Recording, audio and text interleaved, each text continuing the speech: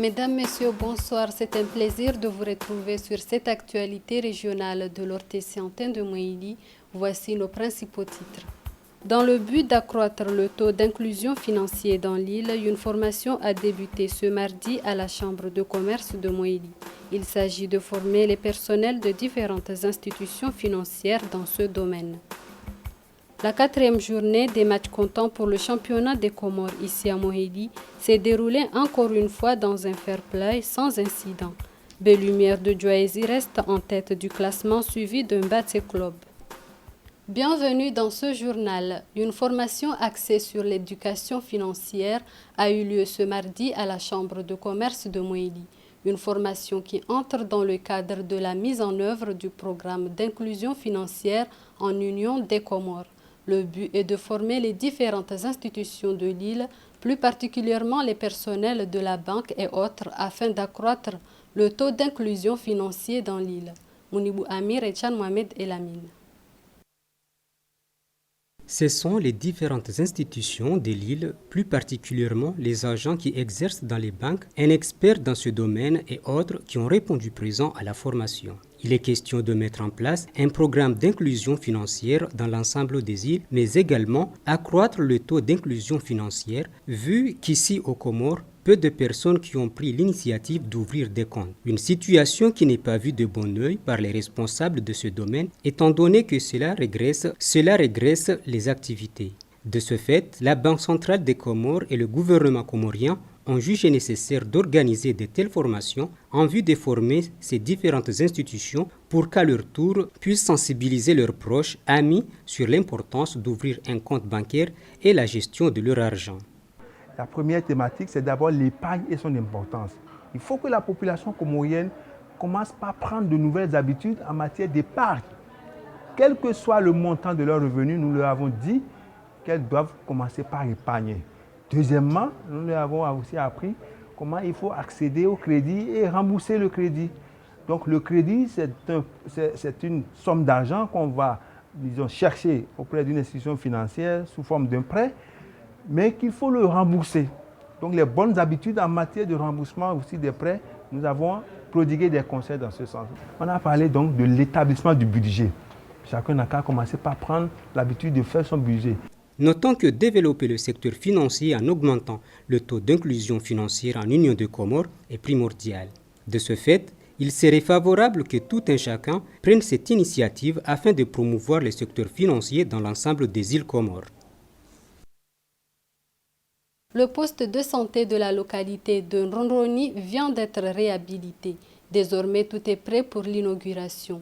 Ce district sera à présent capable de répondre aux attentes de la population de la région de Mledjele avec une capacité d'accueil suffisante. Mounibou Amir pour plus de précisions. Longtemps dans un état défavorable, le poste de santé de Ronroni dans la région de Mledjele vient d'être réhabilité. Tout est prêt pour l'inauguration prévue dans le plus bref délai. Avec une capacité d'accueil suffisante, il sera désormais capable de répondre aux besoins sanitaires des patients. Financé par l'UNFPA, ce dernier va offrir des meilleurs soins et répondre aux normes dignes d'un poste de santé dans presque tous les domaines.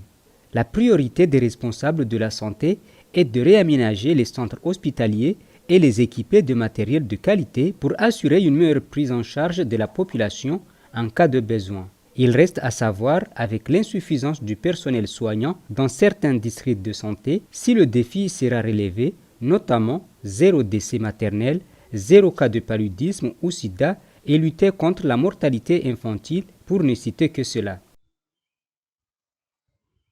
Renforcer les compétences des personnels soignants de différents districts sanitaires de l'île est au menu d'une formation de 3 jours qui a débuté ce lundi à la Direction régionale de la santé. Cette dernière vise à former les participants sur le système d'information de la gestion logistique. Tidjara Swalihi et Chan Mohamed Delamine étaient sur place. En effet, cette formation de renforcement de capacité a mobilisé les agents de santé de différents districts sanitaires de l'île. Organisée par le ministère de la Santé à travers la Direction régionale de la santé, cette dernière est organisée grâce à l'appui financier de l'UNICEF et l'Alliance mondiale pour la vaccination Gavi. L'objectif est de former les gestionnaires du programme élargi de vaccination sur une gestion efficace de vaccins à tous les niveaux. C'est une manière de permettre au niveau central de gérer les doses qu'ils ont dans chaque dépôt, mais aussi la distribution de chaque niveau. Cette initiative va non seulement faciliter l'enregistrement et coordonner sur les différentes vaccinations, mais également éviter les ruptures. Il s'agit également de voir une visibilité de stock de tous les niveaux, raison pour laquelle les formateurs lancent donc un appel aux participants de pratiquer les connaissances acquises en répondant aux besoins des organisateurs. Avant, on utilisait des documents et des papiers. Actuellement, on utilise un outil qui est appelé un outil informatique, disons une gestion informatisée sur la vaccination, qu'on appelle un système d'information de la gestion des vaccins. Cette formation nous permet, nous, au niveau central qu'au niveau district, région, de gérer de façon efficace les doses qui sont en possession de chaque structure, chaque dépôt, et aussi la distribution de chaque niveau pour éviter les ruptures, et aussi voir une visibilité des stocks de tous les niveaux. Ils sont au total 14 agents de santé qui bénéficient de la formation. Notons que cette formation est déjà effectuée à la Grande Comore et à Anjouan.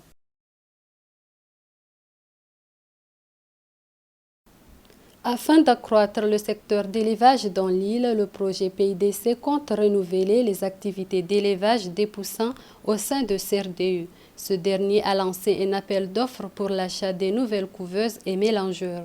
En effet, il y a de cela quelques mois que les couveuses de la production sont plus opérationnelles.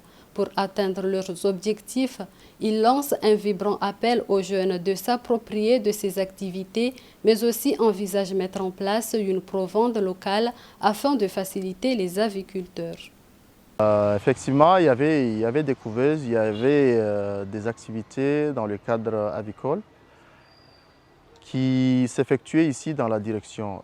Je tiens à vous dire que ces couveuses dataient depuis 2011 jusqu'à présent. Ça a été démoli et on est en train de prioriser parce qu'il y a l'appui. Il y a l'appui de projet PIDC qui va renouveler ces couveuses. Et maintenant, il est en phase de faire un appel d'offres, qu'ils achètent ces appareils pour renouveler les anciens appareils qui étaient là. Il y a un appareil qui fait l'alimentation de poules. Et qu'il est là, il fonctionne. Toutefois, il en manque un mélangeur. On tient à le faire marcher, cet appareil. Donc, bien sûr, il y a autant d'expertise ici dans la direction, notamment les différents types de techniciens qui sont ici. Ils font en sorte qu'on va faire un programme d'appuyer les producteurs, de les faire expliquer qu'avec les races améliorées, ils allaient utiliser les différents types de plantes qui peut atténuer la pénurie de la provende jusqu'à ce qu'il y aura on en aura une provende. Autre volet de ce journal, les accidents de la route occasionnent des dégâts matériels, des blessés et même des morts en Union des Comores.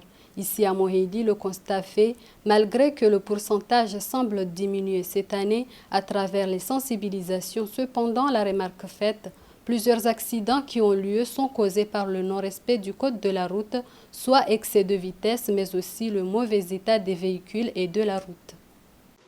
Depuis l'année 2022 jusqu'à nos jours, sur l'île de Mohéli, nous avons constaté qu'il y a eu un faible taux d'accidents parce que nous, la gendarmerie, comme veulent notre travail, nous avons constaté que cette année, nous avons eu un accident corporel qui s'est déroulé durant le début de l'année, durant le mois de janvier, et 22 accidents corporels et la plupart de ces accidents se sont faits hors agglomération, constatés avec une tranche d'âge entre 18 ans et 25 ans.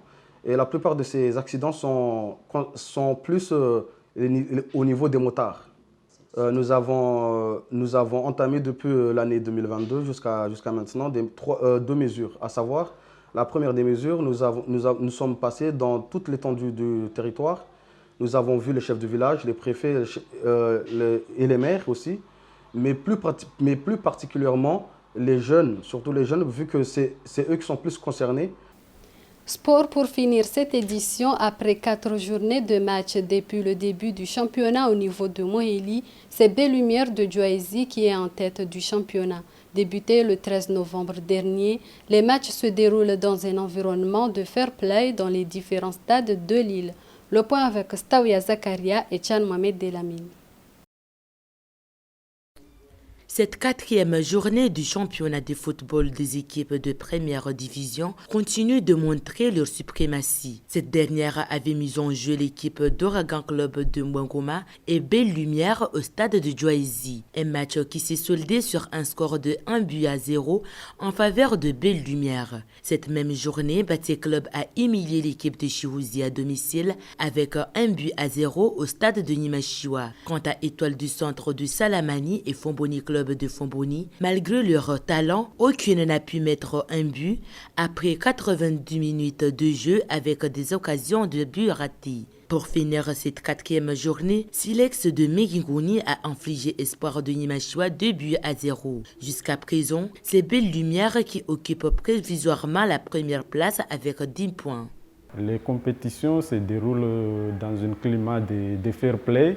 Jusqu'à présent, il n'y a pas de difficultés, il n'y a pas de problème majeur. C'est l'équipe Belle Lumière qui est en première position après avoir gagné 3 matchs et un match nul, suivi de Ansmina de Mbatsé qui a fait 2 victoires plus 2 matchs nuls, suivi encore de Fomboni qui a fait également 2 victoires plus 2 matchs nuls. Pour les 3 journées restantes, il reste à savoir si Belle Lumière pourra garder sa première place vu qu'il est suivi de l'équipe de Mbatsé nouvellement promue en première division qui a encaissé 8 points.